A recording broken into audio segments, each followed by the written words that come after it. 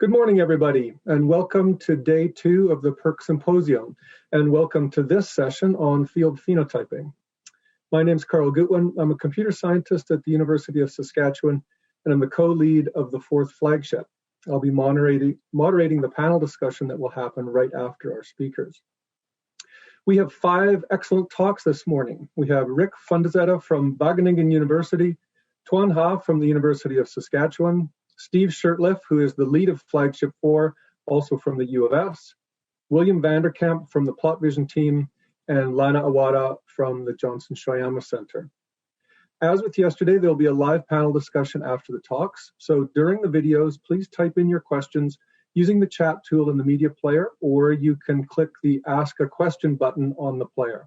We will monitor all of the questions and we'll ask them for you during the panel discussion. All right, let's begin with our first video by our keynote speaker, Rick van Zedde from Wageningen University. Hello, everybody. I'm going to present work from the Netherlands, from Wageningen University in Research, with the title Robotics and Automated Phenotyping for Plant Breeders, a Data-Driven Approach. So I'll do a quick introduction, because quite a few of you probably don't know me. My name is Rick van Zedde. I've been working for 15 years at Wageningen University in Research, and actually I got 3 different roles at our university. On the one hand, I'm a senior scientist leading projects, but I'm also scouting for new projects and new partners as a business developer, and I'm specifically in the domain of phenomics and automation. And since last year, I'm project manager of the new Phenotyping Center, of which I will tell you later. And since this year, I'm the vice chair of the International Plant Phenotyping Network. So my background is in, and I hope to be able to inspire you by sharing applied research projects and ideas. So this is my university. I will show results from, as well, you could say, the university as the R&D organization within our legal entity. But just to be brief, I'm going to continue. I think the main news that I would like to share with you is that we are building a phenotyping center in the Netherlands. And we managed to get a serious amount of funding to build this research center, funded by the Dutch Science Organization. And it will be open for universities and industries actually from this year onwards. And I hope to also create opportunities together with you to team up on, for instance, new tools, or explore AI, or maybe explore the potential of similar equipment in different regions of the world. So the essence of MPEC is actually that we would like to measure the phenotype of a plant as accurately as possible, while also taking into account that this particular genotype is growing in some kind of environment. So we also need to carefully register what kind of environment this plant is actually growing in, because this actually creates the phenotype, you could say. So I'm going to briefly summarize MPEC, because MPEC is a large research center with several modules, as we call it, 6 modules. And each module has its own specific focus. So, for instance, focus of module number 2 is on the plant-microbe interaction. Module number 5 is the greenhouse module, focused on greenhouse crops. But for today, for this session, I'm going to focus on this open field module. And I'll briefly summarize how we got there by listing module 4, 5, and 6. So in module 4, we're going to talk about climate room phenotyping. I made an artist impression, or a friend of mine made this artist impression to show what we are aiming at. So we would like to study a plant, how it grows in a controlled environment, with a focus, for instance, on photosynthesis research. I'll be brief on this one. This is a current setup that we are using, and our climate room chambers will have similar equipment as visualized in this picture. So we're talking about lots of young plants that are monitored in short cycles, for instance, in a typical run which lasts 25 days. For instance, focus on chlorophyll fluorescence imaging or hyperspectral imaging. In module number 5, actually, we will focus on greenhouse crops or field crops that are tested in this semi-controlled environment.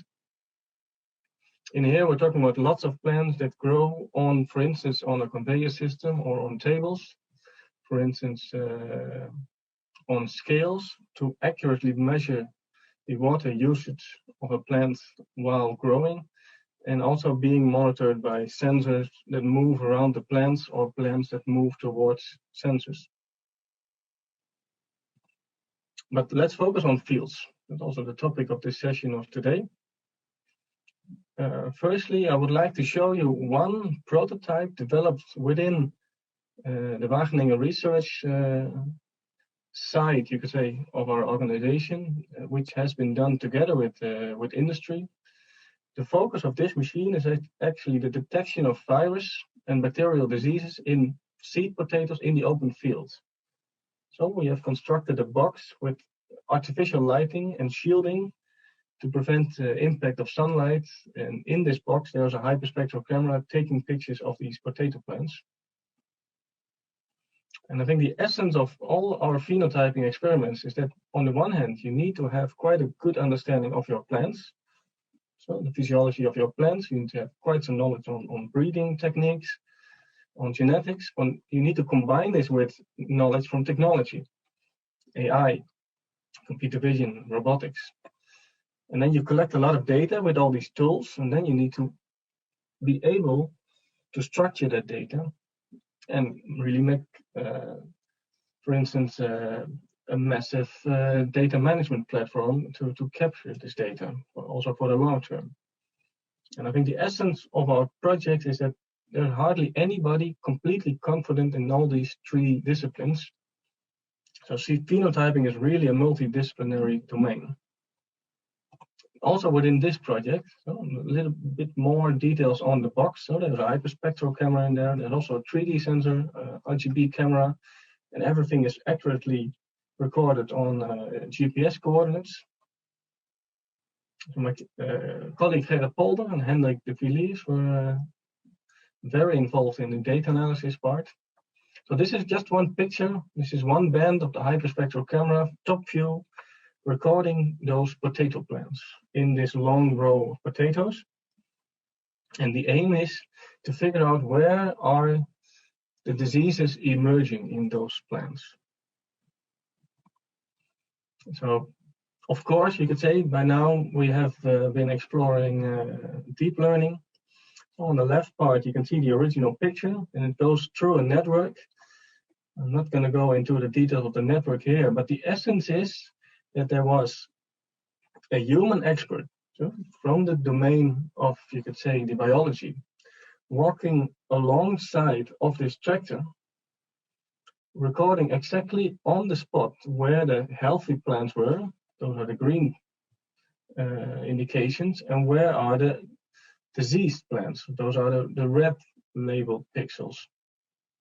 And the network will, in the end, transform this highly complex hyperspectral data cube into actually, you could say, a single pixel image. Diseased, not diseased. So if you look at this picture, for instance, here you can see the original indication of the human expert telling the system that over here there are early diseases clearly visible for the human eye. Over here too. And this was actually the starting point of training the network. So this is our test set. And in the end, the AI was able to mimic the expert up to a certain level. And in this case, we can visualize where the AI agrees with the human expert and where it might be a bit off. So if we look, for instance, at these are line numbers of the pictures where the diseased plants are labeled by the human expert. So those are the blue moments where he triggered the fact that he saw something, and the network is mimicking his judgment by the green line. So you can see that often they agree with each other, and once in a while they do not agree, and it could have several reasons. Or the human missed a specific spot, or the AI is too active in classifying leaves on the potato plant that are actually not sick. I'm within this 15 minutes presentation, I'm not able to go into all the details, of course, but if you would like to know more, these results have been published in Frontiers. The whole data set is actually available also through this link. My slides will be shared later on, so you can click the link or you can Google for it yourself. And actually last year we also were invited by Vision Systems to write an article specifically on this topic. What struck me actually, that the year later this device used by my experts, but actually the guys from technology, were not able to reuse the system, or the system could not be reused by other experts within our organization or outside of our organization, because the tool was built for this particular project. And then actually the whole idea of MPEG also came in. So can we build a system that is available for everybody interested to do similar experiments like this, for instance, on early disease detections in fields, combine this with drone data. So that's actually the next phase that we are really entering at the moment. So we said, if our biologists, geneticists, plant physiologists would like to make use of these tools, the tools need to be user-friendly. So we managed to describe exactly what we wanted in a public tender, and then companies made offers, and we selected, in this case, the company that delivered this device actually to us, company Crop Traits from Australia. And based on the earlier findings of this potato disease detection concept, we now have a system that is available through this NPEG initiative for everybody interested to explore these tools. I'm going to show you a video to explain the functionality of this Field Explorer, which is the name of the device, in combination with the drone. So it's a short video. I'm going to hit the pause button once in a while.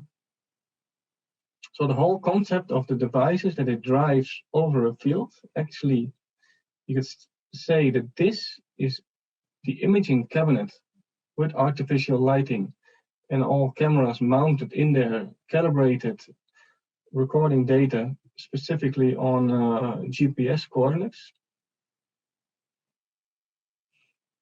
It is manually steered, so it has a 3D camera, RGB camera, and a hyperspectral camera.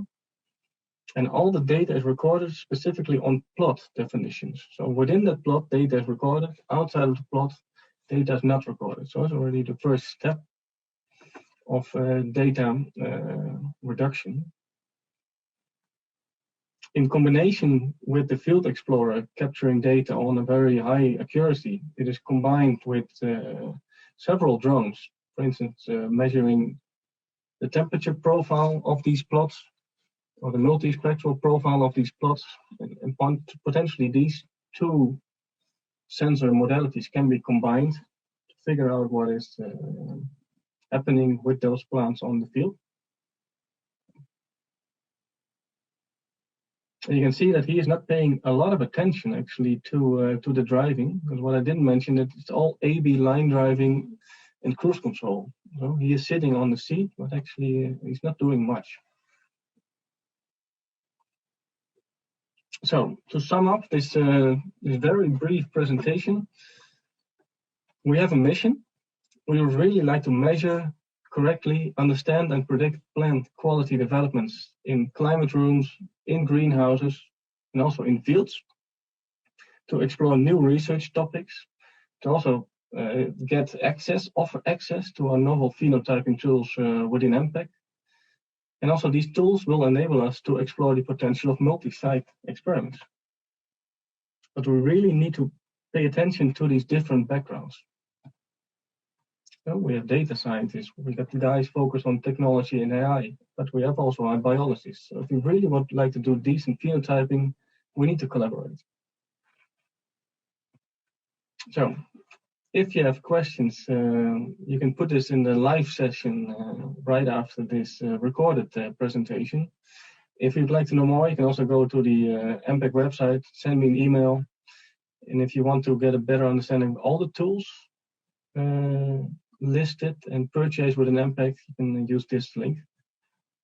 Okay, thank you for your attention.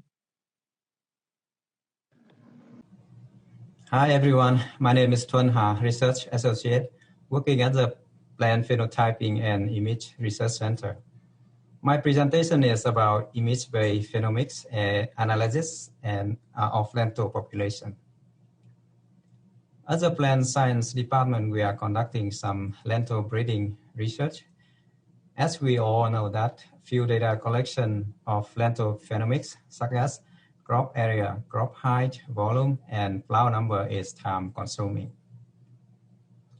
So we conducted a study to compile a workflow which allows us to extract some phenomimetric automatically using UAV imagery to quantify flower density at the plot level, and also to investigate the relationship between UAV-based metric and field data. Our study was conducted at Shirtliffe, Saskatchewan. Data were collected in 2019, including UAV imagery during flowering periods and field data. The RGB image showing here is our lentil child. Data processing were conducted in ArcGIS and eCognition software. Here is a image analysis workflow. The image analysis workflow includes two subgroups, one for flower detection and one for crop area, crop height, and crop volume. Area under the curve were then computed for this time series lentil phenomimetrics. Relationship between UAV-based metrics and field data, which are seed yield, canopy height, biomass, were investigated.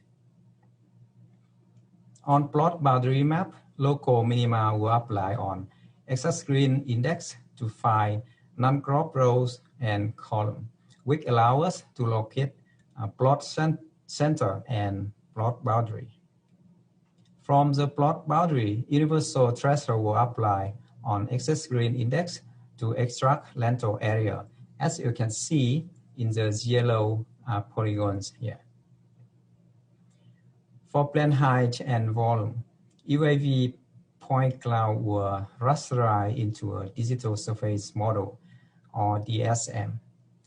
DSM as a plot boundary were used as a digital terrain model, DTM. Canopy height model were used to estimate crop height and volume using equation 1 and equation 2. For flower detection, manual annotation were conducted to collect samples. CNN were then applied on 80% of the sample to generate a flower prediction map, and number of flowers within the green area were then quantified. So far, our study resulted a workflow which allows us to extract 4 different lentil phenomimetrics automatically. In the graph are some examples of excess green index, lentil area map, lentil height, and lentil volume.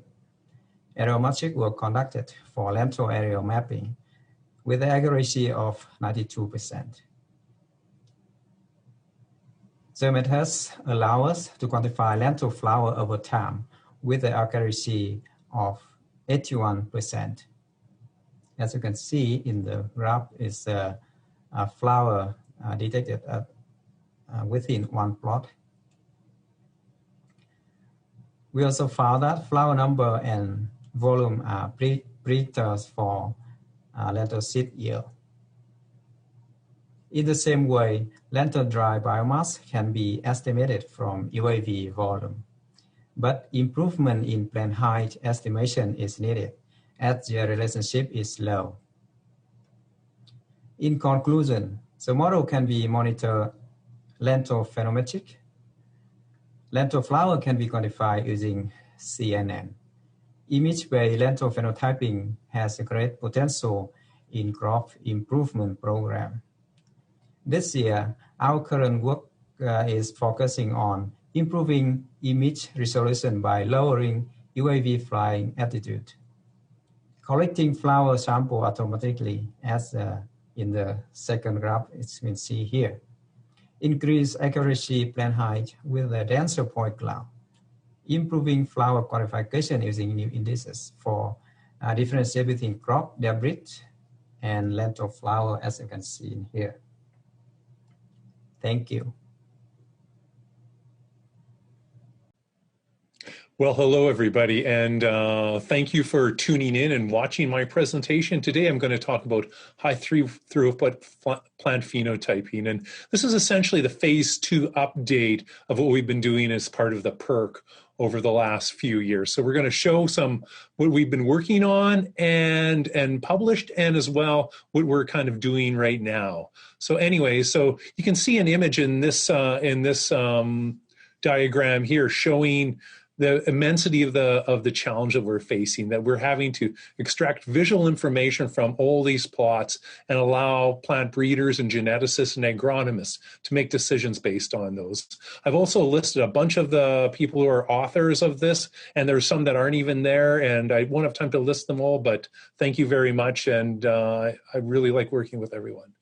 So we started off, we've been working with Dragonfly, who's an industrial partner. They've developed UAVs for us. That's our general thing. We use a UAV machine. We use a UAV mobile here, the Phenovan. And we have a dedicated group of people who goes out to the field to phenotype. They go out there, fly the drones, and then that's only the beginning of it. Then we upload the images to a custom-made piece of software developed as part of the PERC called Plot Vision, the image analysis pipeline, which works very well and actually segments and gives us data for each plot out of that.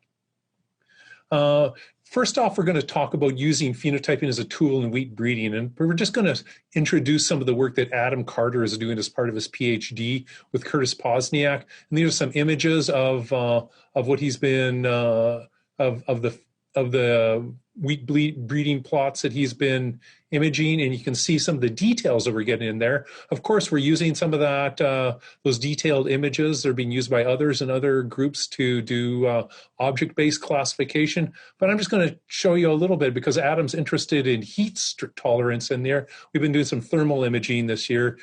So we're using thermal imaging as part of this project, and in that we're able to look at the temperature remotely of plots from there. And here you can see two plots, the darker one having a cooler temperature than the brighter one. And on this day, they actually differed in temperature by about 2.5 degrees Celsius. That may be an indication of what differential tolerance to heat stress in those wheat lines. So something we can phenotype.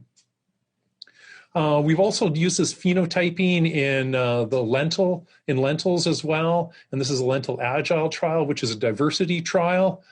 Already we've done this work we've done already, which is just in the process of being submitted, some work by Karsten Nielsen, where we were able to quantify the change in three-dimensional growth of the plants through the plot volume over time. We are now utilizing this method in the larger agile study, and we developed an automated workflow to segment that with help from Mark Aramian, and over in computer sciences, a collaborator of ours, and it's been published on. And we're using this to segment these plots, and we're able to, along with Kirsten Bed and people from her group, we're able to phenotype these and be able to determine what are the genetics controlling these. One important phenotype we're looking for in pulse crops is herbicide tolerance, because pulses have trouble with weed control. So we're trying to find herbicide tolerance. Earlier in phase 1 of the PERC, we demonstrated that we could phenotype for herbicide tolerance in faba bean. And here's some of the data here, where on the left we see Eric Johnson, the human-rated chlorosis of faba beans sprayed with different herbicides versus the UAV vegetation index. And what you'll notice is that the UAV imaged one is much less variation than the human one. And indeed, that's what we see with a lot of phenotypes, and we've published that in plant phenomics. We're utilizing this on a much larger experiment. On the left, you'll see this is a large herbicide screening experiment that the lentil program uses. Dr. Bert Vandenberg and his crew are searching for quantitative resistance in lentil. So we're able to segment out those plots, and that, again, we've talked previously about, but there's a different technique that has to be used for segmenting out these plots. And once we've done that, we're able to take these plots and evaluate ground cover and other metrics. Another part of this approach is actually developing a herbicide-tolerant phenotype for lentil. And in this slides here, you can see on the picture on the right, you can see a difference between a control and the difference between a lentil that has good tolerance to the herbicide and one that has poor tolerance at the 4x rate there. So we have Brianna Zorb. She has a project that's using hyperspectral imaging in order to phenotype. And if we look at the multicolor diagram on the left where my cursor is, you can see the spectral response of a healthy lentil plant here before spraying. And as it gets increased amount of herbicide, you can see the changes in the spectra. It's pushed down. We can see differences in the tolerance between two different varieties. Here we see Green Star and Maxim. And indeed, we can see differences in the average above ground biomass of those lentils. So we're developing a phenotype for this so we can use that to screen lentil genotypes to select them. We've also used a hyperspectral methodology to develop a maturity index in canola. And here we can see on our left canola ripening and the pods changing color and the seeds inside them changing color. We've used this hyperspectral methodology.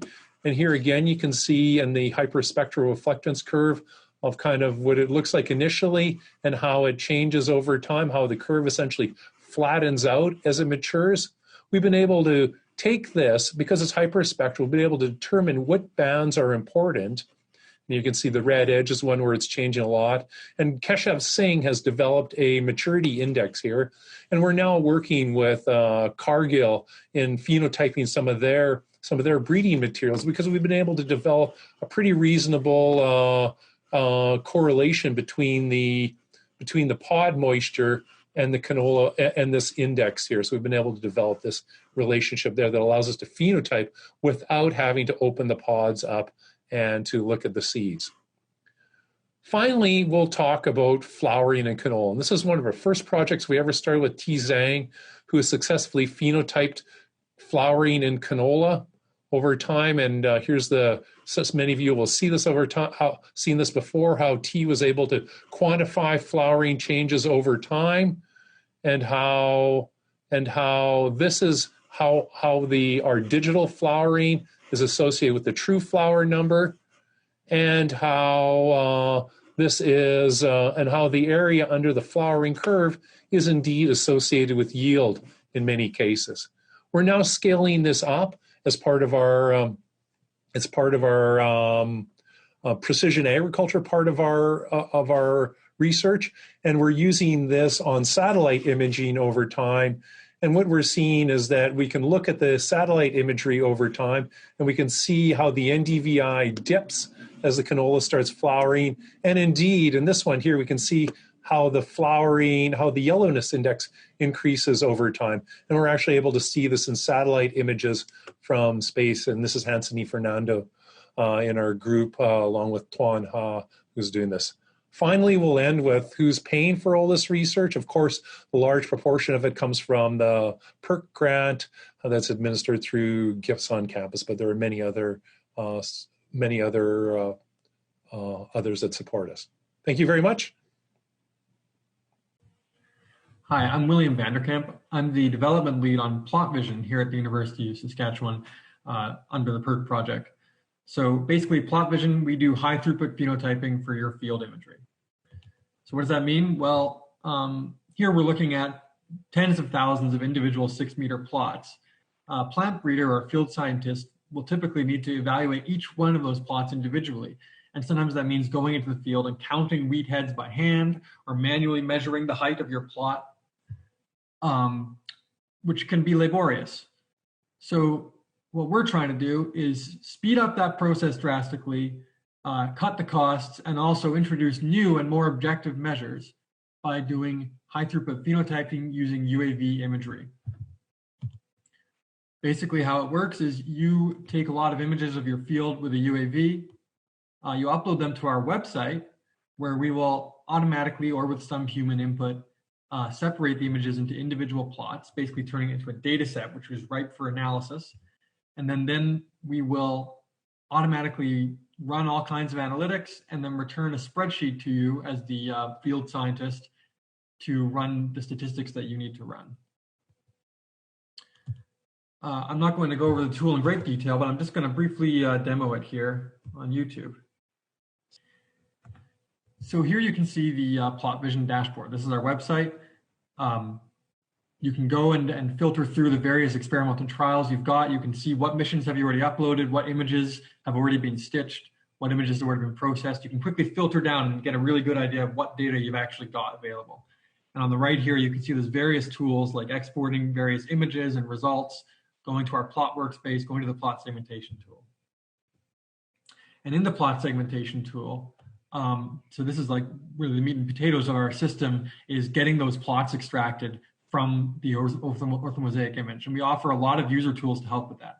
Basically, at the beginning of the season, you have to upload a trial map that exactly describes or closely describes the physical layout of your trial. And then from then on, for the rest of the season, whenever you upload a mosaic, we'll automatically overlay that grid. But if there's any problems with it, you can see what we're doing here is we're doing adjustments. We're moving multiple plots at once. We're resizing multiple plots at once. Everything you need to do until it looks just right, and then you can submit it for automatic analysis.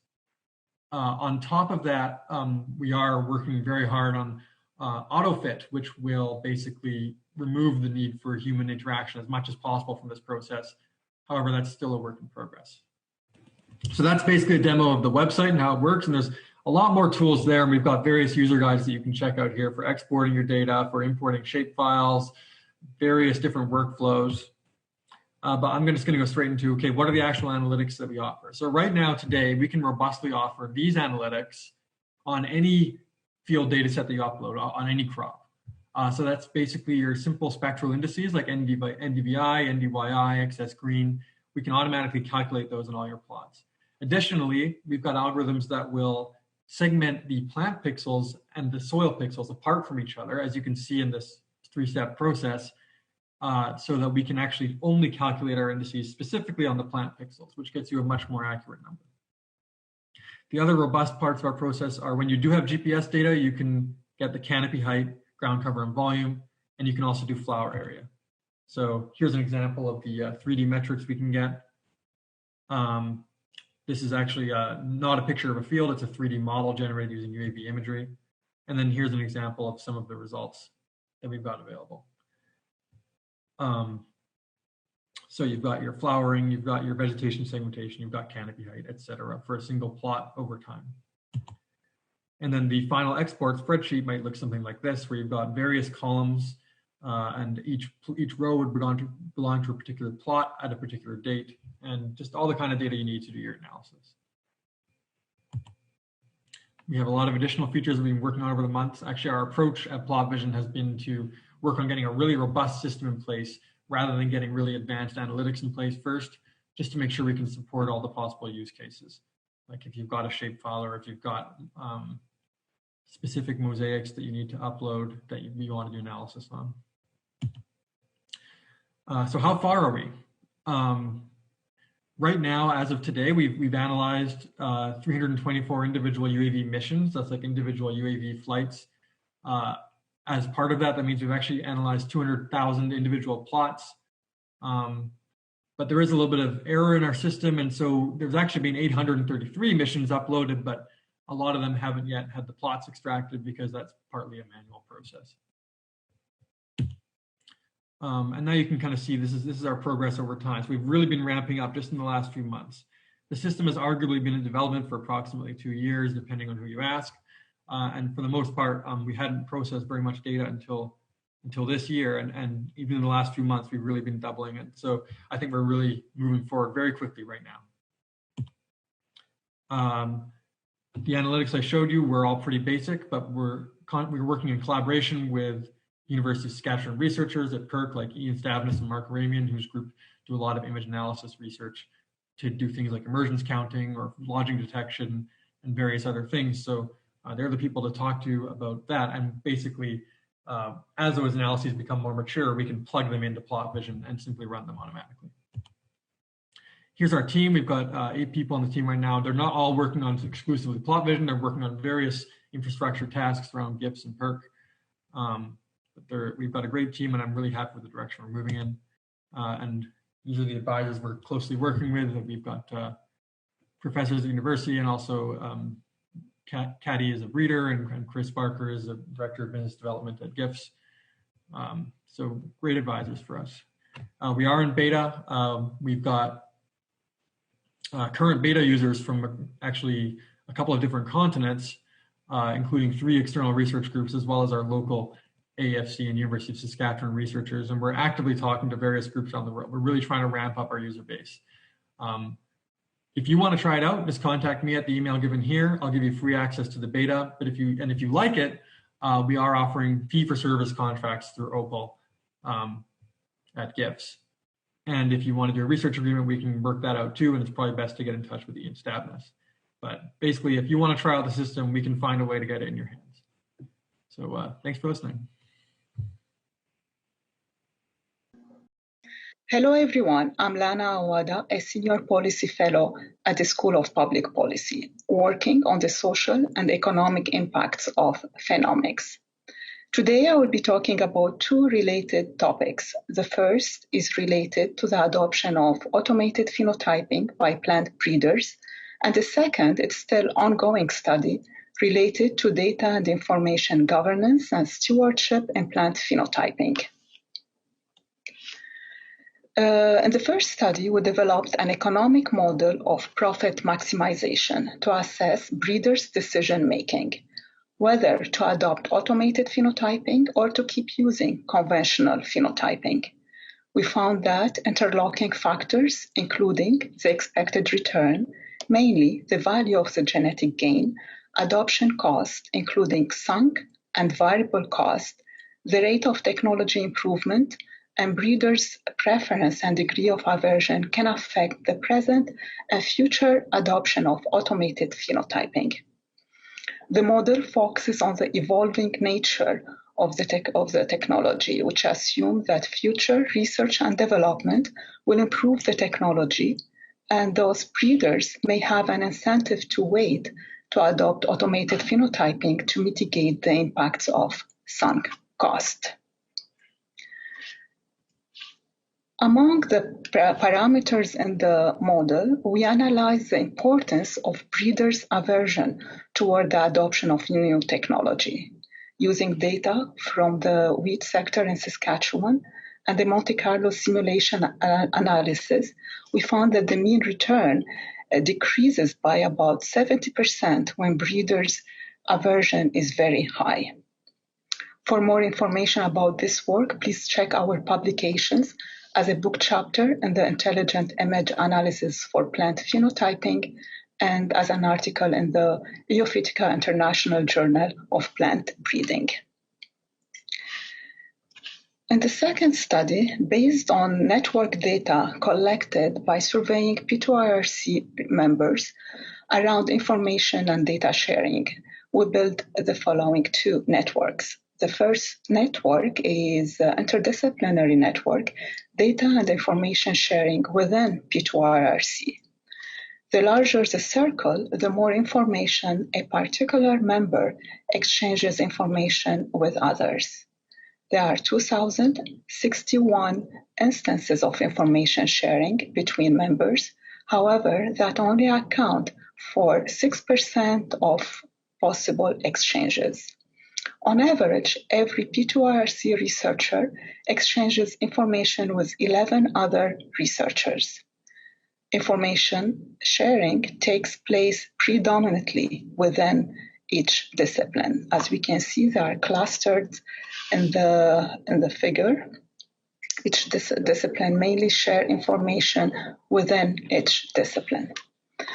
In the second network, we capture data and information sharing outside P2IRC. We found that only 21% of the P2IRC researchers share information outside P2IRC. To enhance data and information sharing, careful consideration should be given to the development of more tailored and detailed governance and stewardship framework to ensure trust from both data provider and users, promote a culture of sharing, and determine the scope of data stewardship. Table 1 shows a snapshot of this framework. This table is still under construction. The framework is divided into two parts, non-functional requirements and functional requirements. The non-functional requirements refer to the constraints imposed on the stewardship of phenotyping data and include governance model, accountability and oversight mechanism, and legal framework for digital resources sharing.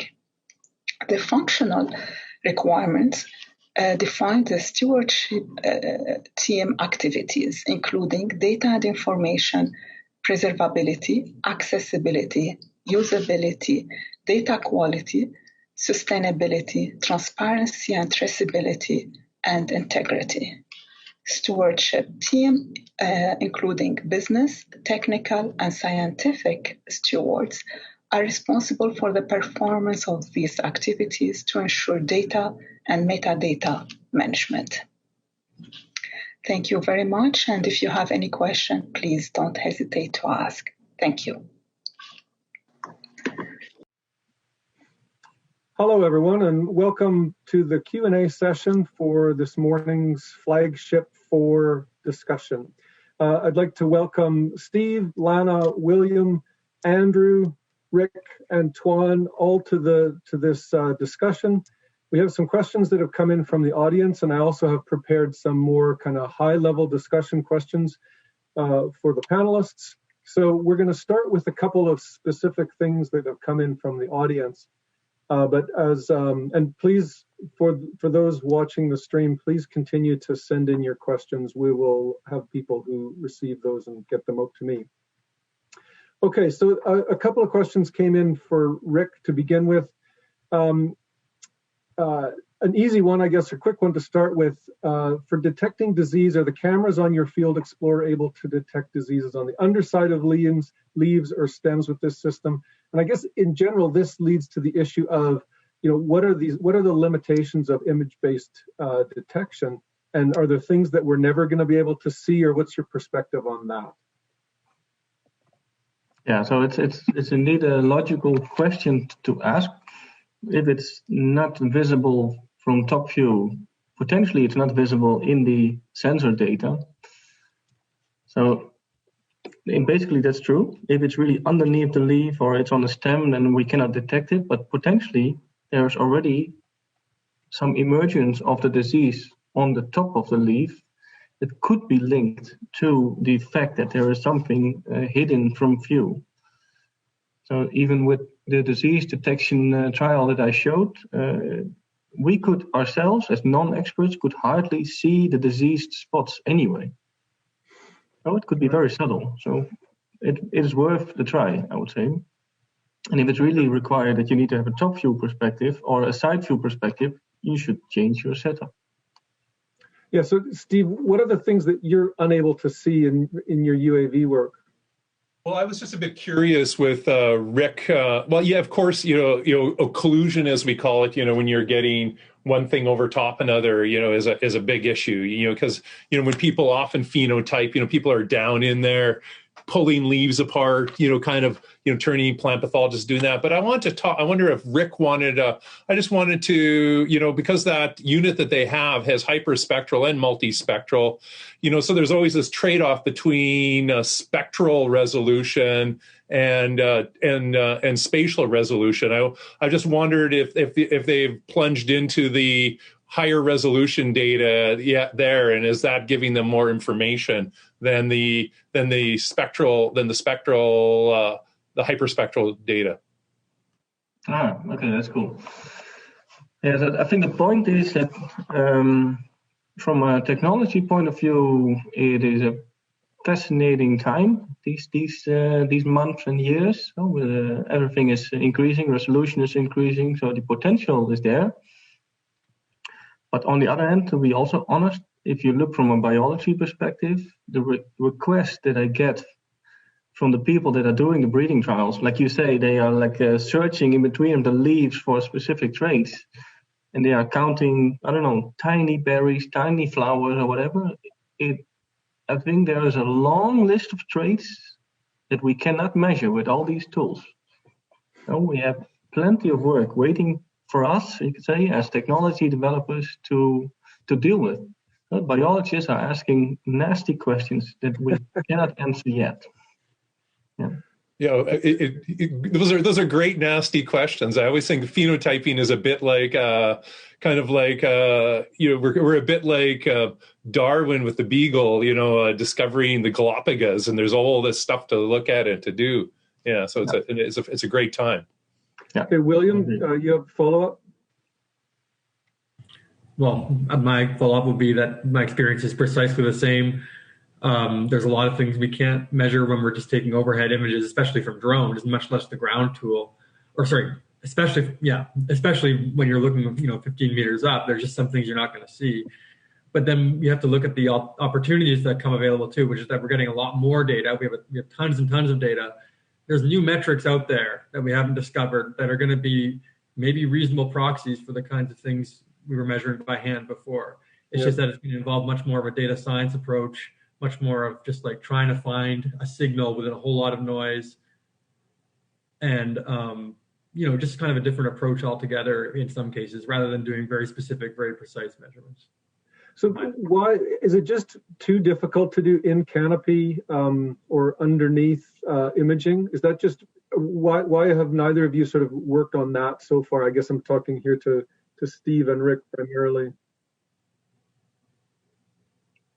Yeah, well, we are searching for these, you could say, these traits that we are able to measure that would save the breeder time.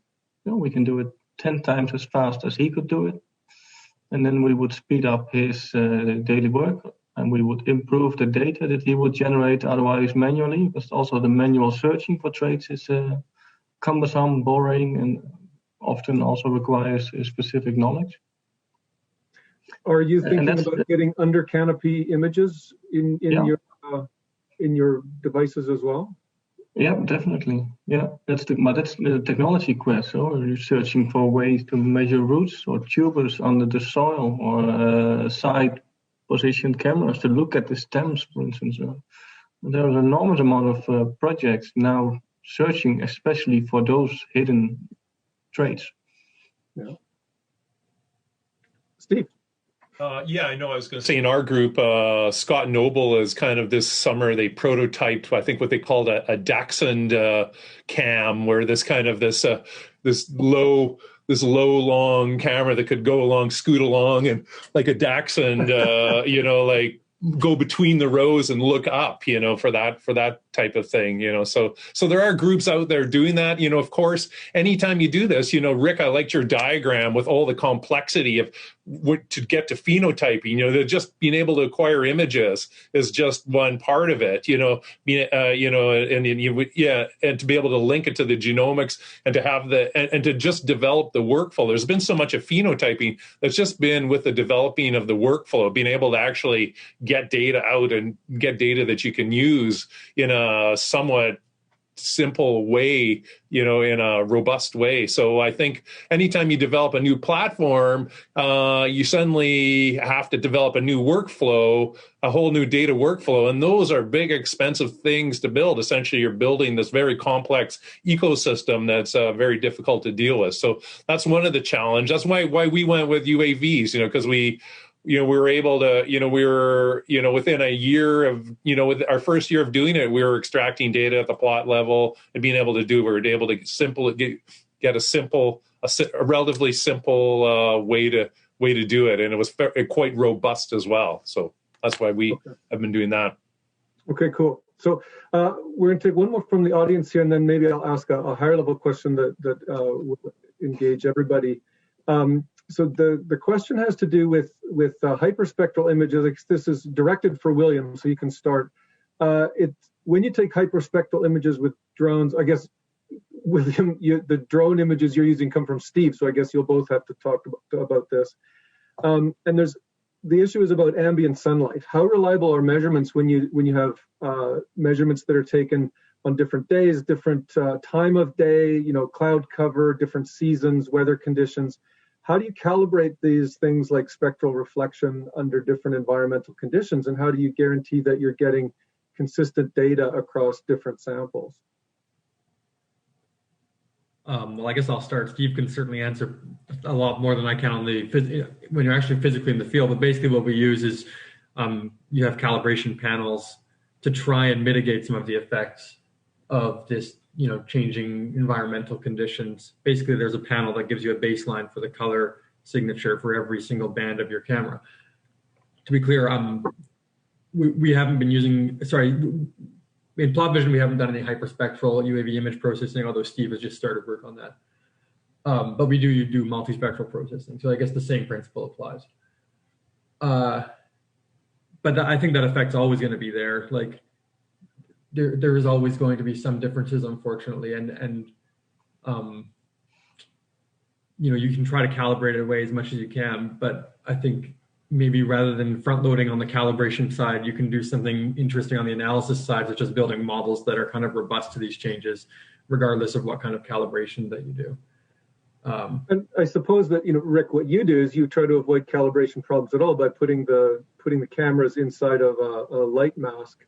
What led you to that decision? Why did you decide to do that rather than accept the environmental difficulties and then just try to fix them in post-processing? Especially with the disease detection trial, we found already in the lab that the differences between diseased plants and non-diseased plants were very subtle. Very small, tiny differences, you could say. It really required accurate calibration. And we also have seen that it then depends on the weather situation. So if you have a very uniformly distributed cloudy day, then your signal is quite stable. But if you have like individual clouds and sun comes through once in a while, then it's getting very difficult to deal with these extreme light changes. Light intensity changes. Yeah. Steve, mute.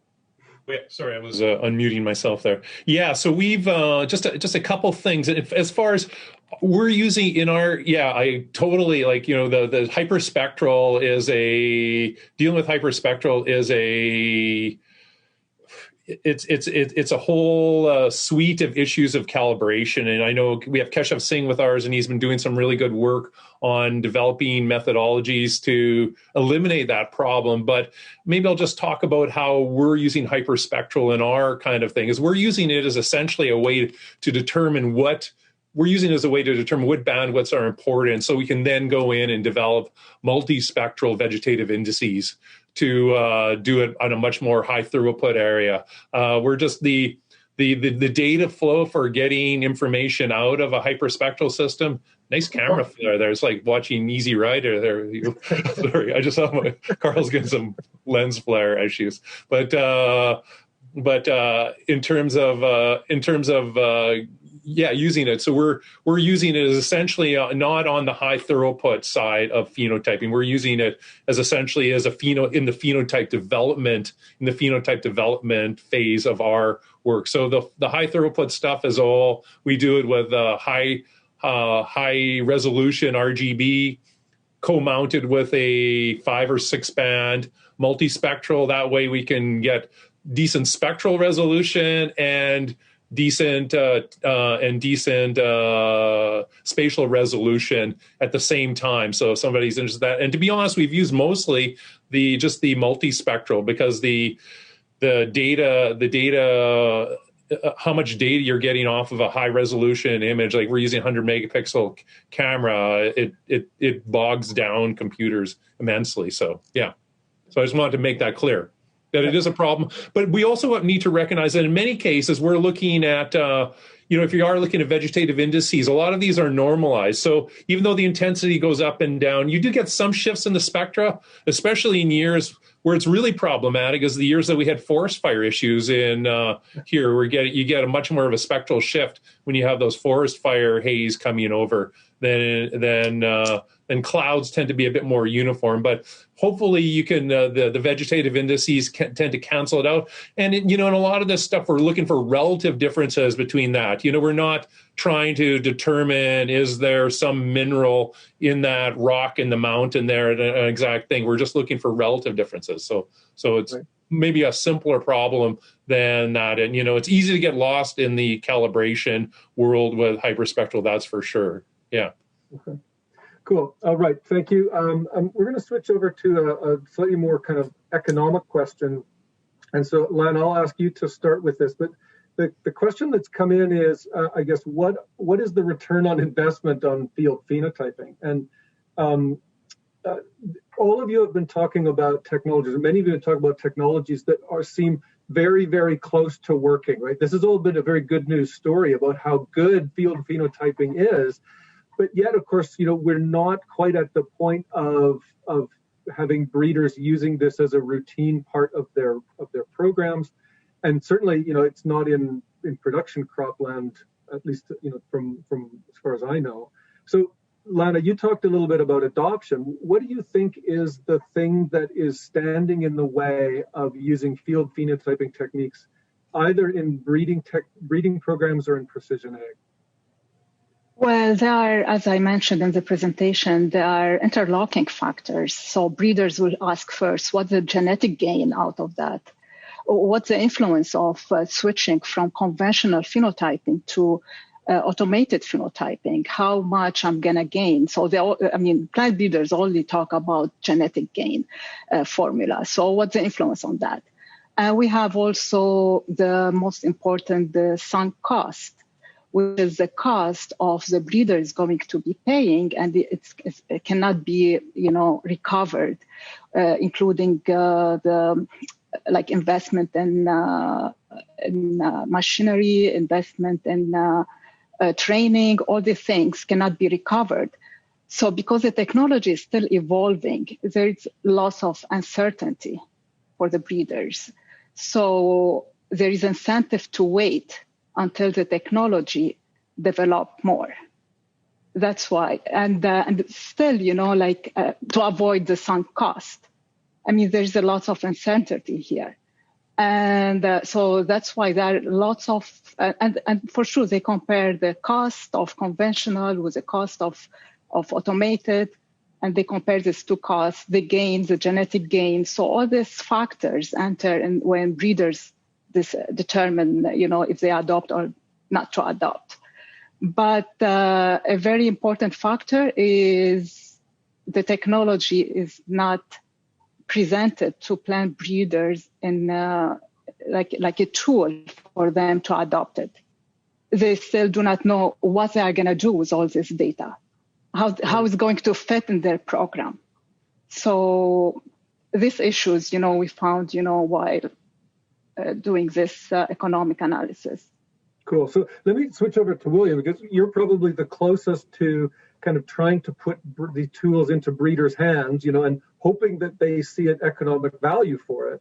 So what are the things that have, that where they're sort of not sure about using this, or are they embracing this with open arms?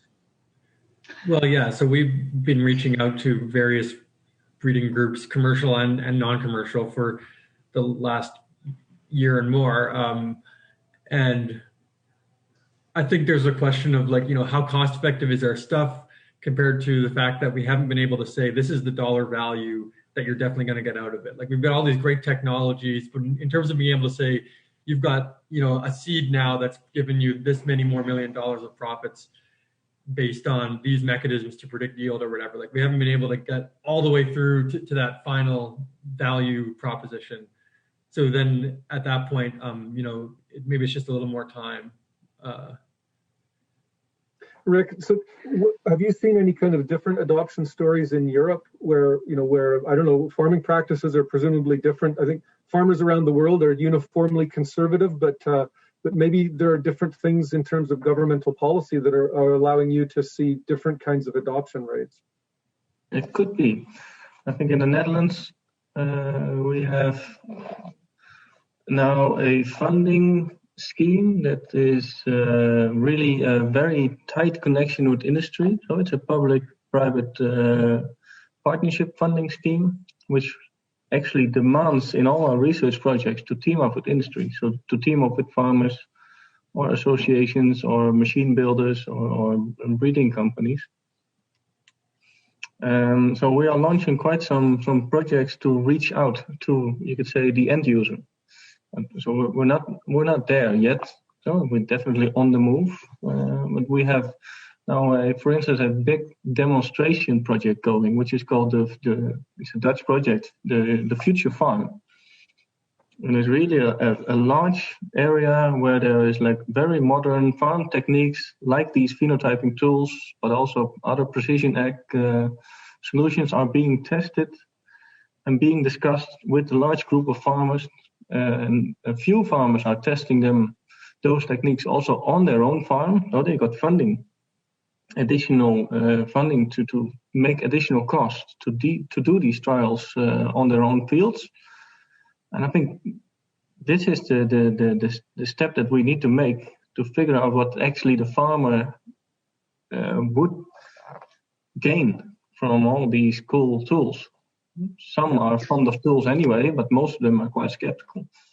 So these demonstration projects really work. They work well. Yeah.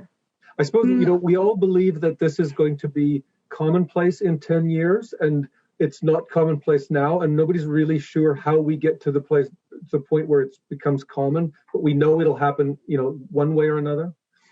So. Yeah, Carl, I just want to add something here, that the data that we are producing, it's very important to ask are we using community standard-based interoperable format, like such as minimum information about plant phenotyping experiment, the MIAPPE, which is compatible with Breeder's API. So, and the Breeder's API, covered lots of data types, including plant breeding, germplasm management, field trials, genotyping, all this information. So are we producing data that it's compatible with Breeder's data? So how useful is our data? So that's the question. It should follow a common standard, international one. So that's another issue. Yeah, that's a good point. Perhaps I can comment as well. Sure, Andy.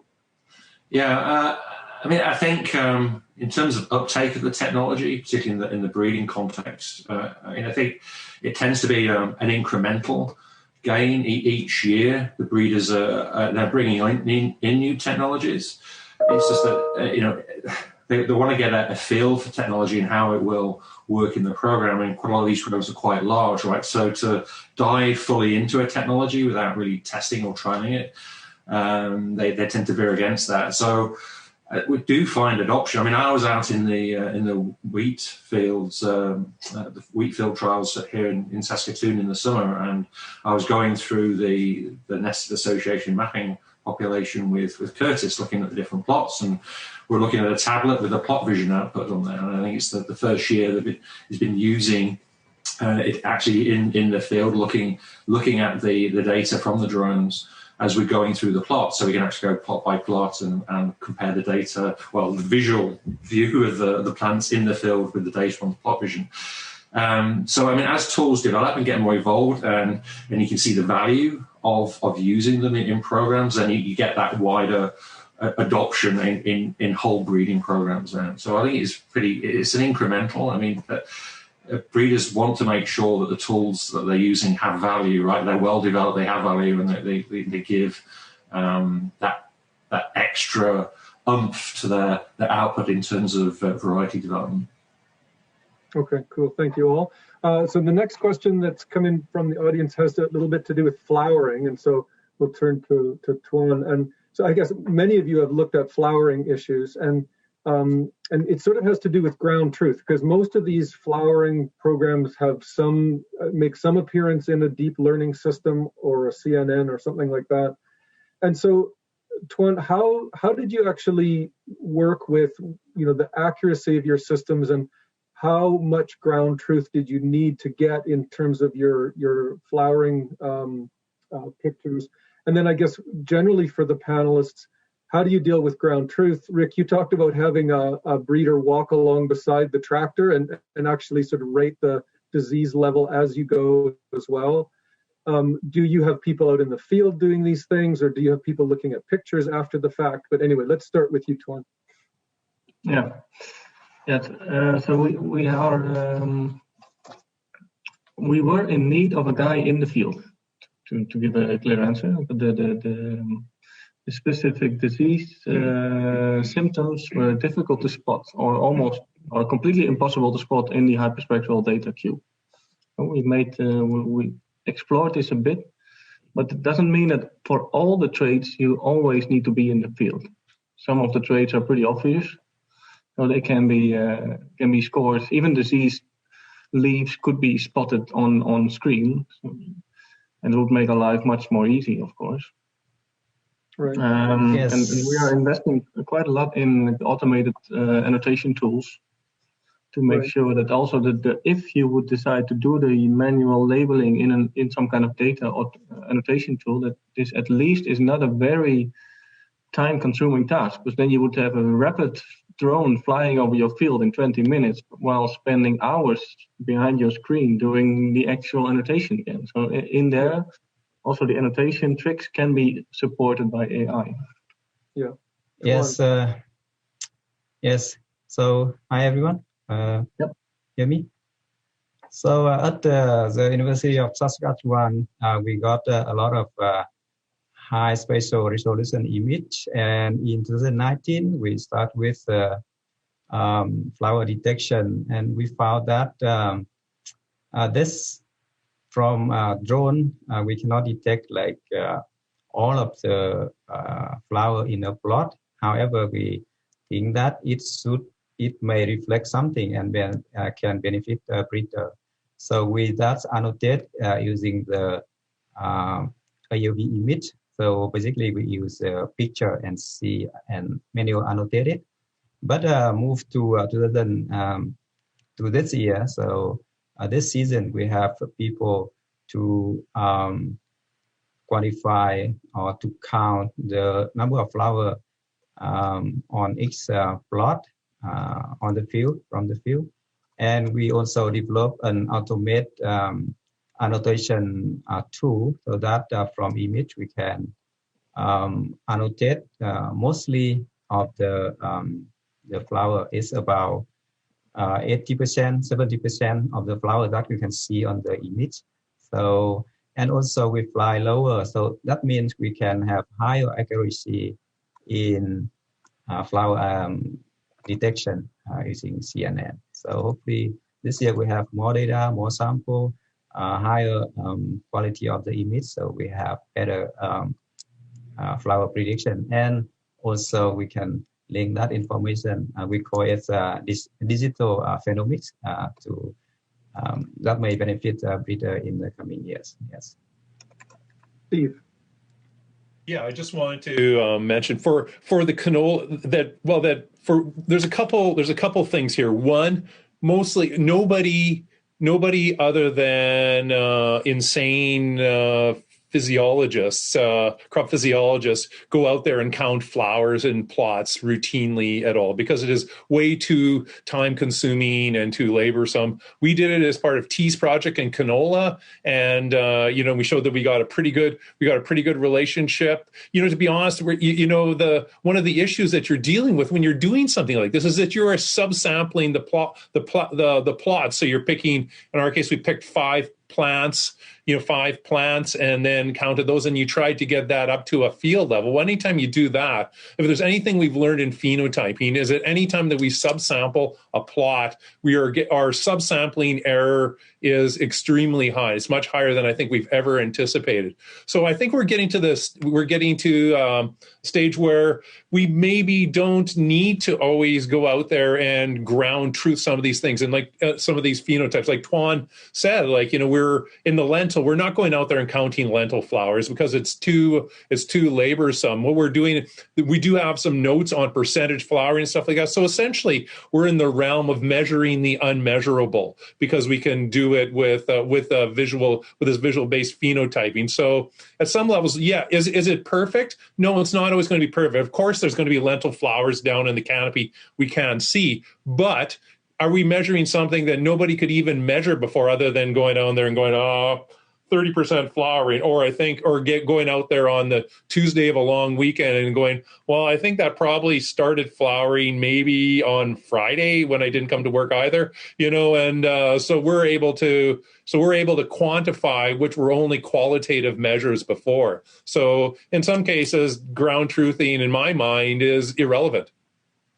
Right, except that breeders also sample, but we trust them very much, right? They walk through one patch of the field and they say it's a 2 or it's a 10, and and when Curtis does that, we all believe him. And so, his subsamples are much more reliable, but that's because he has a different neural network going on inside than we do in our CNNs. Yeah, actually, a proper neural network, neural network. So, let me go over to William, right? So the problem of ground truth, right? Do you see this idea that Steve just suggested, that we don't really need ground truth? We can just sort of show you a bunch of digital signatures, and that should be useful. What's your opinion? Well, certainly, as someone who's trying to develop generic software that can be applied as much as possible, the prize is to build models that require minimal ground truth or even zero. And in some cases, you can do that. Like I think with flowering, that's one of the things where you maybe don't need as much ground truth, depending on the crops.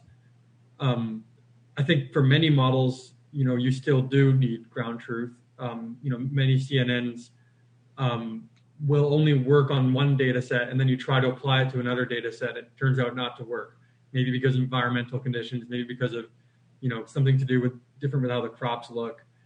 And so you still have this problem. And I think one of the main challenges is really trying to get around that problem in general.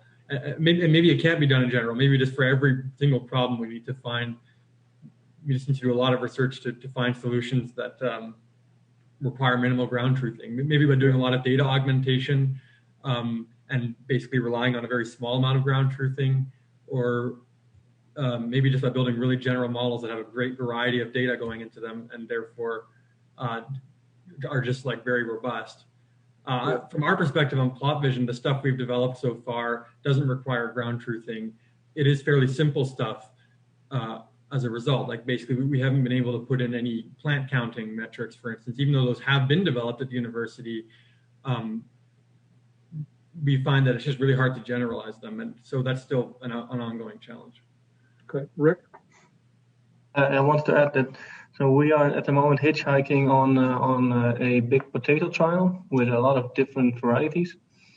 And for instance, talking about the flowering stage that a plant goes into at a certain moment in time, we are exploring now if we cannot see all the flowers, if that's linked to the fact that they are simply hidden from view.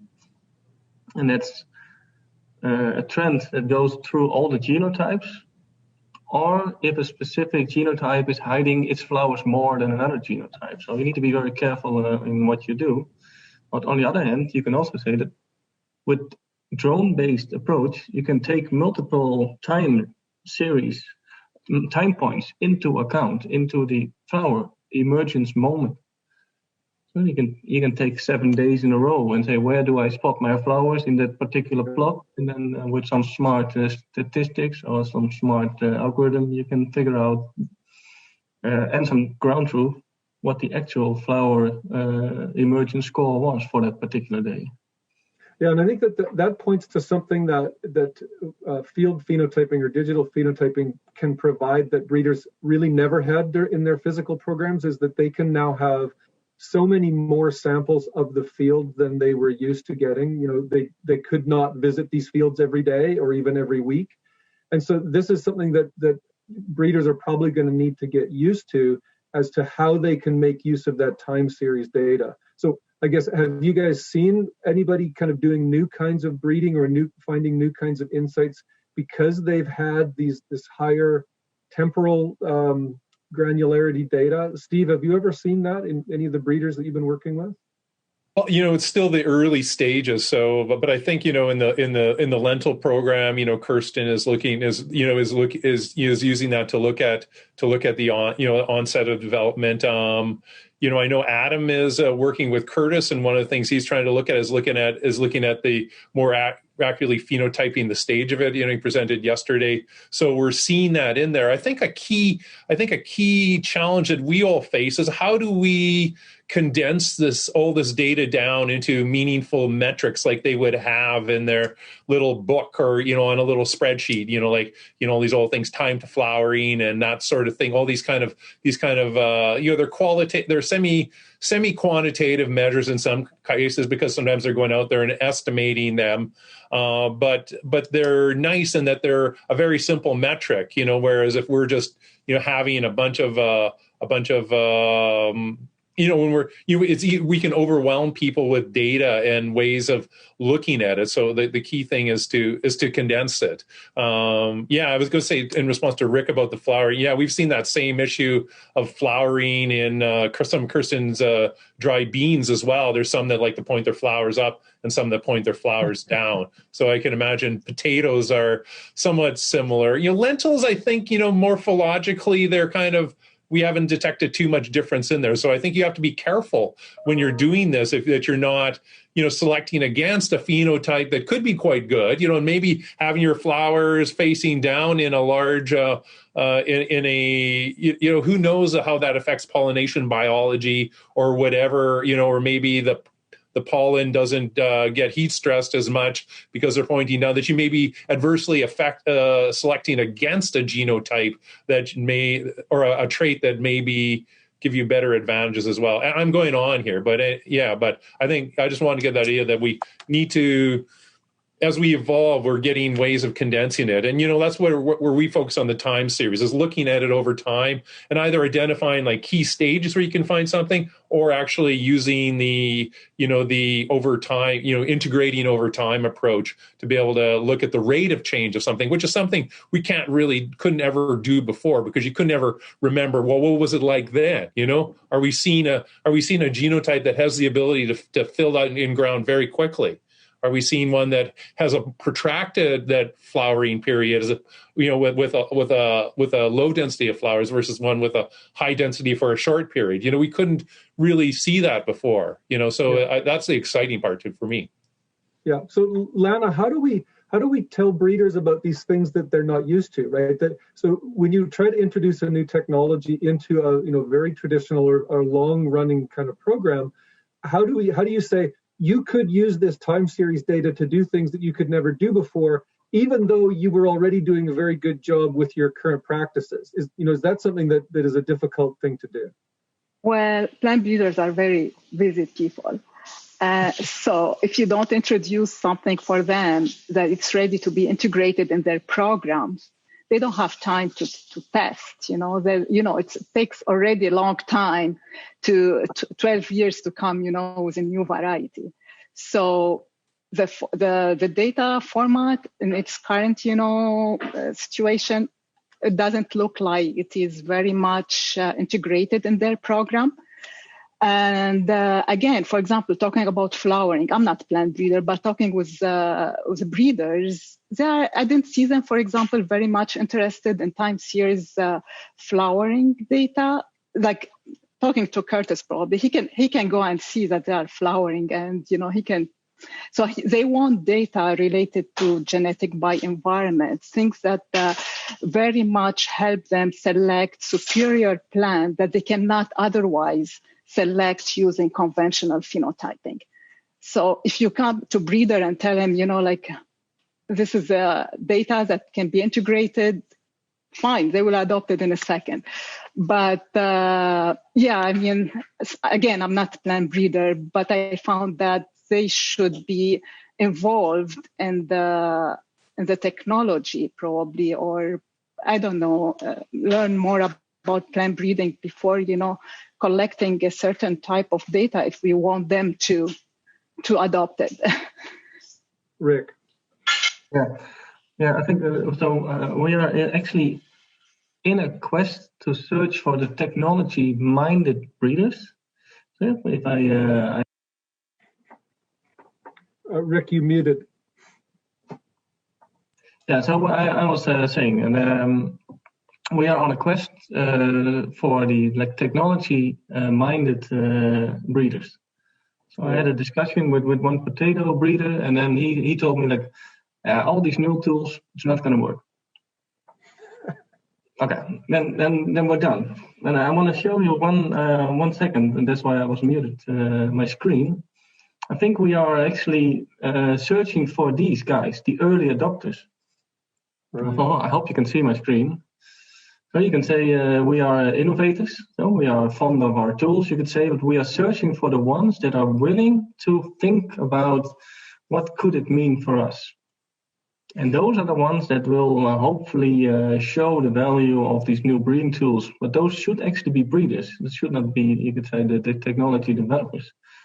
And of course, there are some late majority adopters that will watch a long time before they start adopting. Right. So the quest is really on the technology-minded breeders. Only a few of them are probably technology-minded.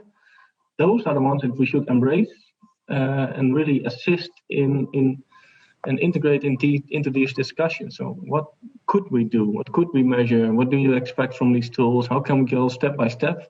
I'm quite sure that we will never be able to fully automate a breeding program and fully automate those large breeding trials. It will always have some delicate stuff that need to be manually measured, but we can at least make their life much more efficient. Right. Okay, so that's a nice transition to a higher level question that I wanted to ask, which is has to do with sort of the target market for this. As we've been talking a lot about breeders, but yet all of your field phenotyping technologies would work as well in a production field as they would in a trial, and with some modifications. And Rick, you're already using this for disease recognition. So if should we be focusing more on the precision ag side of things and saying to farmers, we're detecting, I don't know what, stresses from lack of inputs or from disease or from insect infestation. That's an immediate payoff, right? And a huge market. Whereas only talking to breeders is a relatively small market, and the payoff is maybe 7 years down the road where we get better varieties. All of your digital imaging techniques, I think, will work fine in production fields. Can you each comment on whether you think that we're looking at breeders because that's who happens to work in universities, and should we be focusing more on precision ag? Yeah, no, I don't think so. Actually, I think that precision ag is a different domain. So they are having different challenges. So their fields are larger. You're dealing with, you could say, more monocrops. So one variety on a very large field. We do see that there are some very efficient service-oriented drone companies that simply provide services to measure those fields and to analyze the data for the automated fertilizer machines or the automated spraying machines. But I think the need for data is much less. So I think from a research point of view, the breeding challenges and the need not for data but for information is much higher. So they will be embraced by the Precision Act, but I think not. Yeah, that will be done by, you could say, our colleagues. They are good in Precision Act. Okay, Lana, you had a comment. Well, I agree with Reg. The greatest benefit if we can use it in plant breeding, especially, let's say, with genomic selection, which, like this is the greatest benefit, I believe, from phenomics. So, I mean, that will cut the time to come with new variety probably by 10 years or 8 years, and will solve lots of issues, environmental issues that if successful.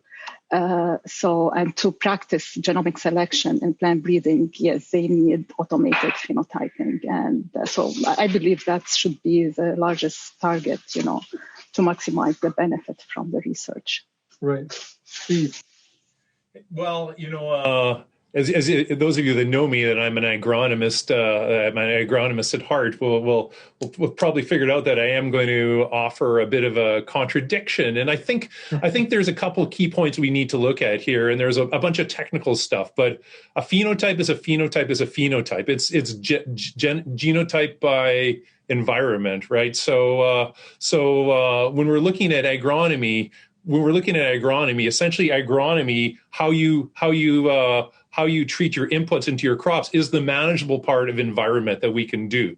So we essentially can optimize the environment, that part of it that we can manage through this. There are real challenges through it, but I think what we're seeing is that, and at least in our group, is that a lot of these phenotypes can be pushed up. Some of the ones I gave you an example, like the flowering in canola, and are there agronomic benefits for that? Well, we're looking at it right now for yield estimation, so that's not really an agronomic thing, but certainly in terms of managing fungicide application, that could be timing. That could be a good opportunity. The phenotypes in terms of crop ripening, that's another example of an actionable phenotype that we're working on. We have another project where we're looking at, we can actually detect kochia patches. Kochia is a bad weed in Western Canada, glyphosate resistant and everything. And we're able to detect those in satellite imagery and target that. I think we have to recognize that yield gains in crops, and this is pretty standard across most crop varieties. If you look at the contribution of genotypes and agronomy, they're intertwined because you have to have the right genotypes to respond to the agronomy. But about 50% of the yield gains that we've seen are from genetic, and about 50% are from better agronomy.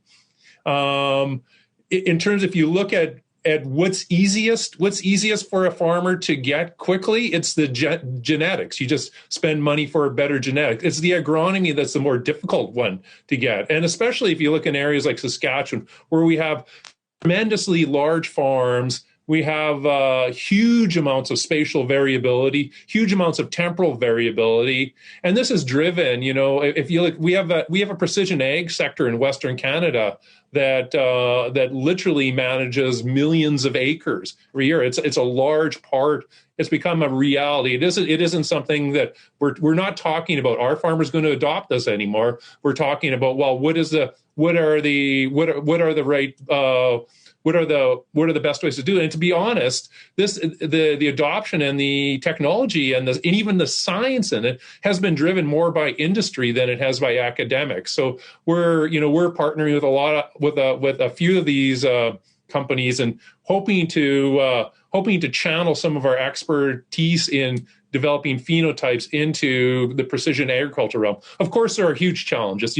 We're not talking millimeter level ground resolution. If we get meter level ground resolution, we're happy in some cases. But there are some, so to manage on an object-based system is not there, but we're essentially managing the crop canopy in most cases. And I think and to me, both of them are equally, both of them have a place in the future of ag. And certainly the other one I could say is the environmental thing. If we can optimize environmental inputs, you have both the yield gain and or agronomic inputs, I should say. You have both the yield gain and the protection of the environment. If you look at like nitrous oxide, if you can limit nitrous oxide emissions from soils because you're managing nitrogen better, well, that's agriculture's big contribution to greenhouse gases right there, and that shouldn't be that hard. Yeah. So, William, what have you seen in terms of you've been talking to lots of potential customers for plot vision?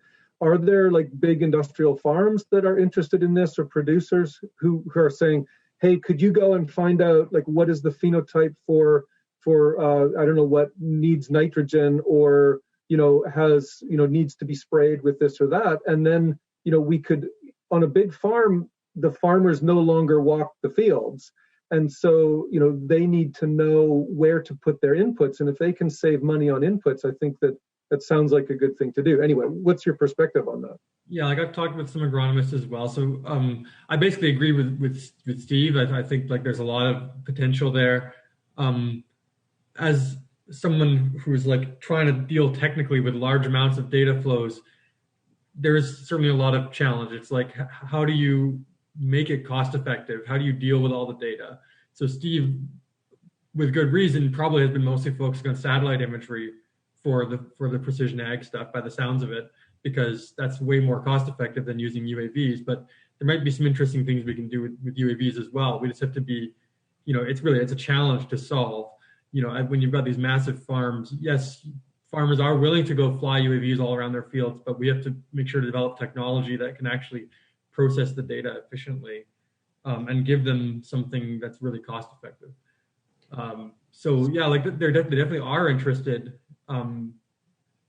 as we know, in managing, managing their application of various like pesticides and herbicides and all that. And it's just a matter of, yes, let's do it with satellite imagery, and then let's think of ways to do it with other imaging techniques as well, like UAV. But it's all about managing the amount of data we have to process and doing it all very efficiently. Yeah. Okay, Rick, you had a comment? Yeah, I think so. I also wanted to say that we are also exploring actually the plot vision tool presented by William. So not only talking about precision ag, but also by all the topics in this event, is that we are not searching for large amounts of data. It's easily done to accumulate terabytes of data with these tools. I think that the essence is that we can produce tools, like plot vision is also doing, that we can turn that massive amount of data into useful information. And nobody cares about hyperspectral cubes and blah, blah, blah. So it's like, can we have a simple spreadsheet that tells me what's in that particular plot within that particular field and give me something useful? Yeah. So that if that's useful, then it will be also adopted by breeders and farmers with information. Yeah. We're searching for information. Yeah, Lana. Well, that's correct. I mean, talking to farmers, they ask you specific questions. So they want to know about the seeding, timing of seeding, the rate of fertilizer, rate of herbicides. Is phenotyping going to help them, with this recipe? So these are their questions, and they want direct answers. They're not, computer scientists, or they want to know specific answers, So it's our job to make it, to present it as a tool for them and give them specific answers. Yeah. Okay, Andy. Yeah, I don't really want to dwell on this too much, because I think there's been some great comments here. I mean, clearly the PERC program is it's research orientated, and it has the biggest impact on breeding programs, and whether that's academic or collaborations with industry. But yeah, there's specific things that obviously can be developed in that precision agriculture context, and that is something that that's one of the cornerstones for the PERC is developing that aspect as well. One thing, I had a question for Rick, and that's with respect to the NPEC program itself. You've sort of focused on the fields modules or module that you have within the program. But I know in the Netherlands, you have a big horticulture industry, greenhouse industry. I wanted to sort of get an idea about how much of the program is sort of dedicated to that aspect, and how much is dedicated to the kind of the row crop context. Yeah. So we are building a greenhouse, and a greenhouse is ridiculously expensive. Especially a high-tech greenhouse. Yeah, we know that. If you look at the budget, then there is a larger amount of money going to the greenhouse module. But on the other hand, for the field phenotyping module, we also decided to have all our entire fleet of the vehicle and also the drones mobile, because it's not a specific field that we are aiming at. So we are aiming actually for understanding the phenotype in different environments. So in different soil types, different climatal regions. So we are really planning to travel through the world with our drone fleet and our vehicles to figure out how this phenotype emerges, especially in different climate zones. Right. Yeah. Okay. Okay, I'd like to go back to another. Oh, sorry, Lana, you want to follow up first?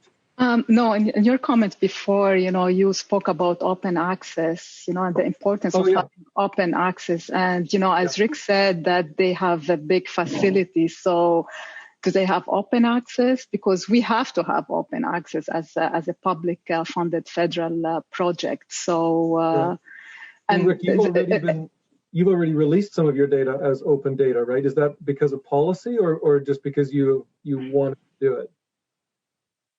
I haven't, but I know that the phenotyping data needs to be open access because it's a federal project funded by federal government. Yeah, but open access and this evolving nature of technology is very important. But the question here, is this data interoperable? Can systems read each other? Is it machine-to-machine readable? It's lots of questions, related to data management and the importance of data management and plant phenotyping. Yeah. So I definitely want to hear Rick's perspective on that too, but let's start with William about open data. So you're kind of closest to the point where your data is your gold. And if you gave away all of your data, would you consider kind of having lost your ability to make money off of this stuff, or is it more the services on top of the data that you think that you're going to be able to provide value in? Where do you see the role of open data as someone who's kind of starting a company in this space? Yeah, it's always kind of a thing to wrestle with. Definitely, I do agree with both halves of that statement. I do think that you can get a lot of value just by providing the service and being open with your data, and even potentially being open source with your code altogether, and inviting contributions from researchers and providing free access, for instance, to researchers around the world, while also providing commercial contracts to companies. I think that's potentially quite doable, for sure.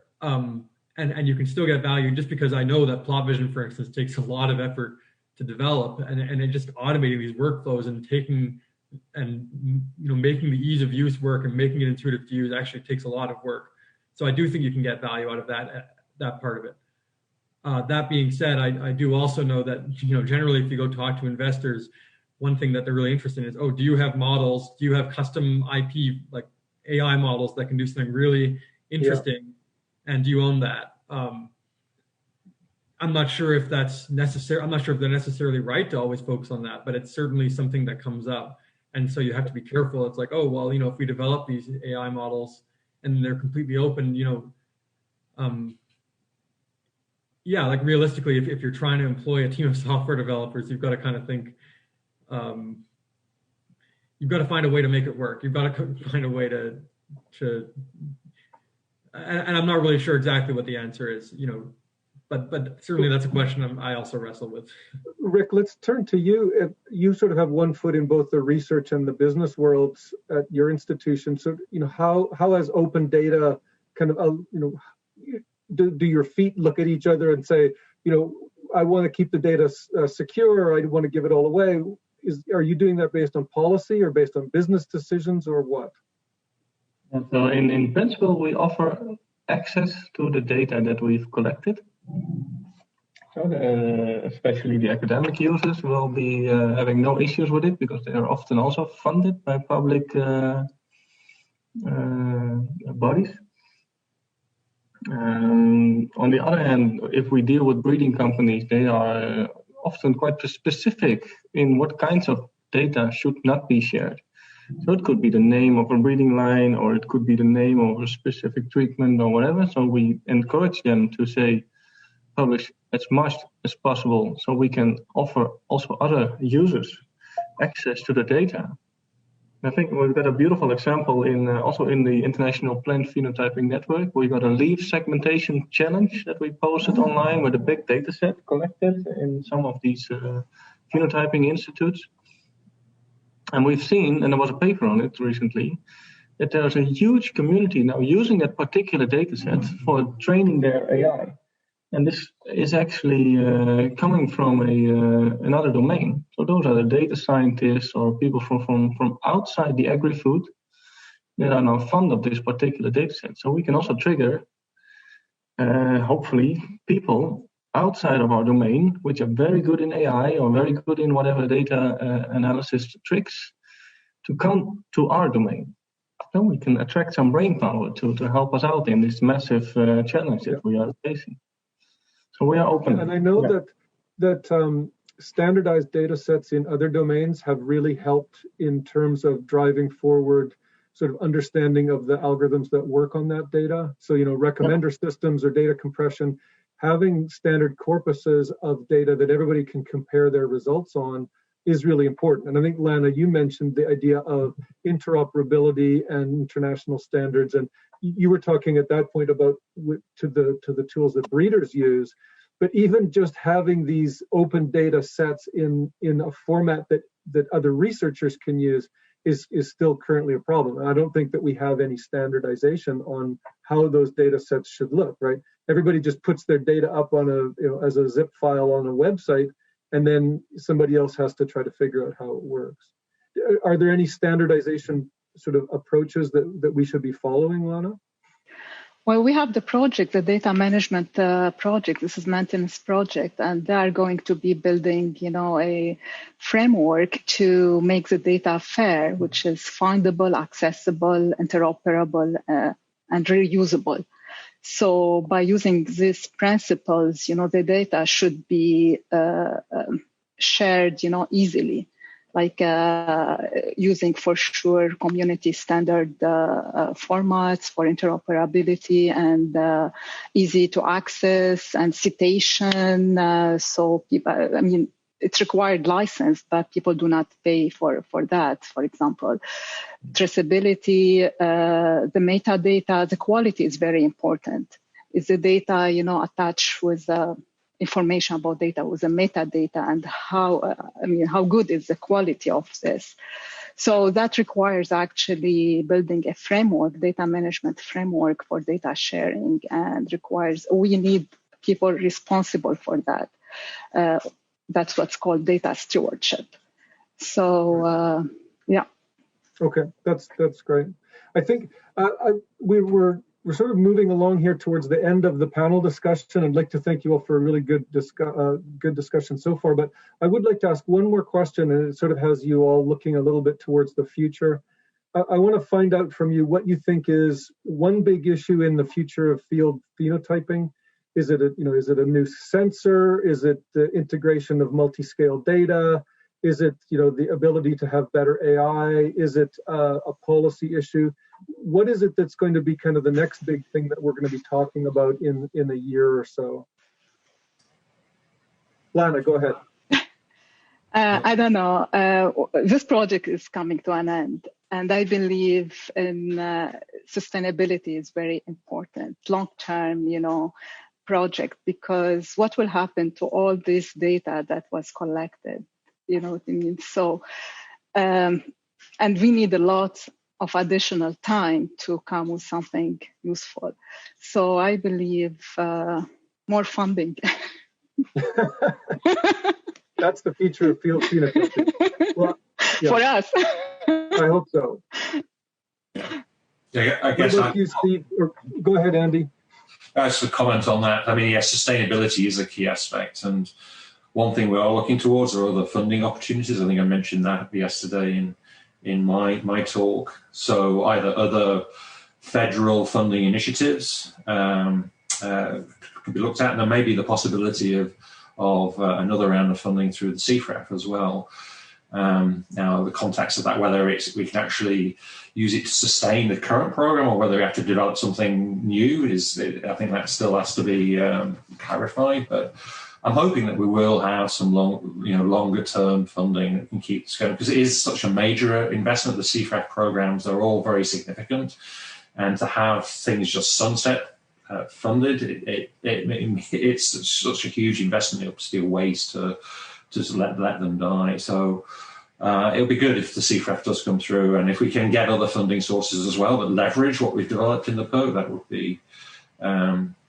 be key. I have one thing I wanted to sort of explore a bit further, and that is, I think integration of different data sets is going to be a key thing as moving forward. I noticed, Rick, that you're integrating drone data with the field-based data. I'm just sort of wondering the context there, whether you're kind of like integrating different types of data, or it's similar data, it's just different levels of resolution. Can you maybe explain a bit more about how you're doing that and how you see that being developed further in the future? Yeah, I could. So I think also to answer the question, we need to have a larger user base. I think that would be the next step. And then we're not talking about phenotyping challenges anymore, but we're talking about things that we have solved. And those are like you could say the biological challenges. And we've been able to deal with this particular disease. We have come up with a new resistant variety, and then the tool is not mentioned anymore. Nobody is talking about this new laptop anymore. It's just a laptop. They are using it as a tool. So, but that's future, far future potentially for us. Hopefully, actually, on the other hand. Concerning the drones and the field vehicle, that we have a very clear perspective in mind. And I've got a dog next to me, actually, a bit noisy. That's the noise. I'm trying to get her into silence mode, but she's not listening. But the essence is that the vehicle can measure something very accurately, and the drone can measure something very rapidly. If there's a very rapidly changing pattern, for instance, temperature caused by sunlight, then we switch to a drone using a thermal camera, because a thermal camera on the Field Explorer is just going too slow. So the temperature changes will be too large if you would collect field data with that vehicle. So there we need to rely on the drone. And concerning the multispectral camera, hopefully we can make a decent model with the multispectral camera on the drone based potentially on some very accurate measurement by the Explorer on the field. And then we can suddenly cover larger areas of fields in simply 1 hour. So then the drone is probably the one that could capture more data, while a part of the field will be accurately analyzed for this particular specifics. That's a bit of the outline of our approach. But it will be a combined package that we offer to the end users.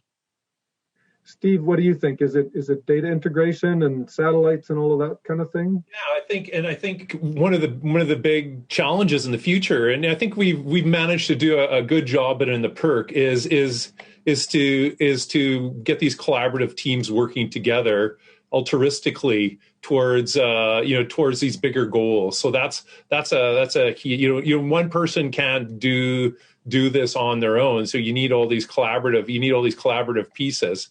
I think we are on the cusp of this moving out to, we're certainly seeing a lot of interest in industry. As the canola industry has picked up on, the canola breeding industry has picked up on this in the Saskatoon area, that is using it, just tend to go and do it, and then just, that's it. And they don't tell anybody about it. They just do it, So we're seeing some good adoption so far. Industry is pretty quick, as are farmers. They always talk return on investment is the big thing that they want to see. So they want to see, is this paying? How is this going to pay? So that is what's ultimately going to drive it. Because it's an industrial activity. It's a research. We're kind of at the stage where it's a research question, search becoming a industrial activity. Having industrial applications. So key thing is to keep pushing it in that area. Academia kind of encourages us to find our little hole and dig deeper, and become an expert in a very narrow area. And so that's a challenge as well, is to encourage that. And the PERC's done a good job of it. And I'm confident we're going to be able to keep this going at some level. There's enough inertia built already. So yeah, and it's great to see. I'm glad we brought Rick in to give that perspective from over in the Netherlands. Kind of a very contrasting agriculture. Super intense, but a smaller land base, whereas we have much less intense, but a larger land base. They very high value crops. We have relatively low value. We're the Walmart of the world. They're the Tiffany's. They're producing very high value crops. but we're like, if it'll grow in Saskatchewan, we can make money on. We'll run everybody else out of business. Clearly, Steve, we're the co-op, not the Walmart. Okay. I want to very quickly just reach out to Thuan and William to get your final thoughts as well. Thuan, you're a GIS expert. Do you think that GIS is going to become a big part of these tools in the future?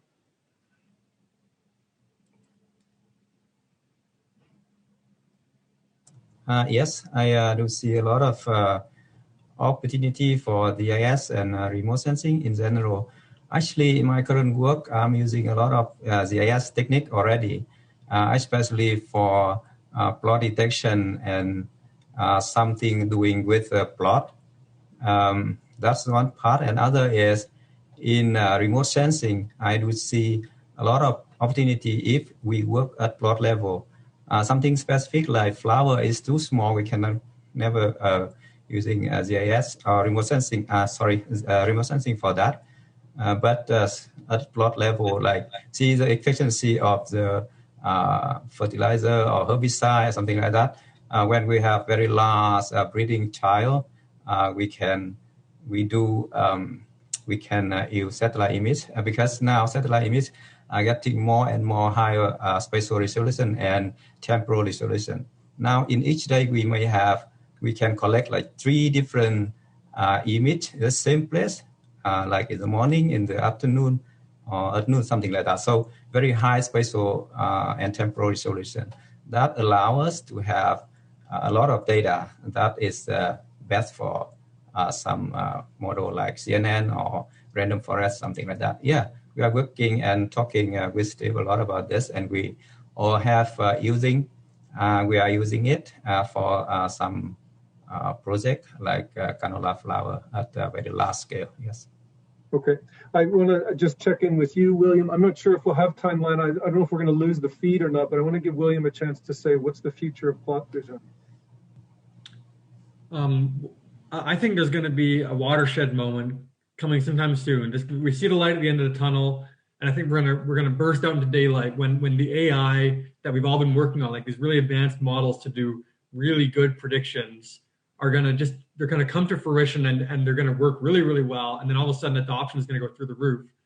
I don't know when it's going to happen. And I don't think we're quite there yet. I think we still have a lot of models that are good, but haven't necessarily been totally proven out and don't necessarily work across all data sets.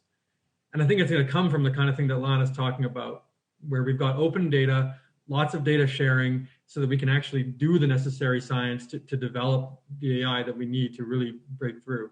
Most of the great successes in AI that have come in the last decade have come on the back of very large publicly available data sets on the internet. You know, that's how we can get facial recognition or self-driving cars and all that. It's huge amounts of data.